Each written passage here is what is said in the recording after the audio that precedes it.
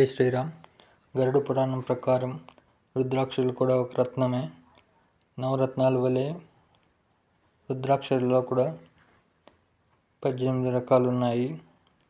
శివ్ ఆడంబరాలకు అతీతంగా శివభక్తులు రుద్రాక్షలు ధరించాలని సాంప్రదాయం.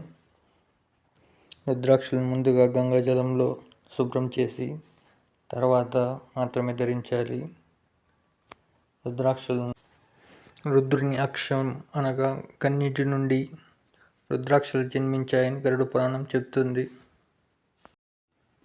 హిమాలయ పర్వత ప్రాంతాల్లో రుద్రాక్షలు సాధారణంగా లభిస్తాయి.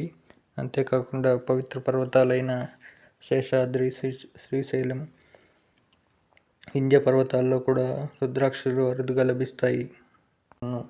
హస్తాభరణాలుగా, జపమాలగా, కంఠాభరణంగా మరియు ఇతర ఆభరణాలుగా ధరించవచ్చు.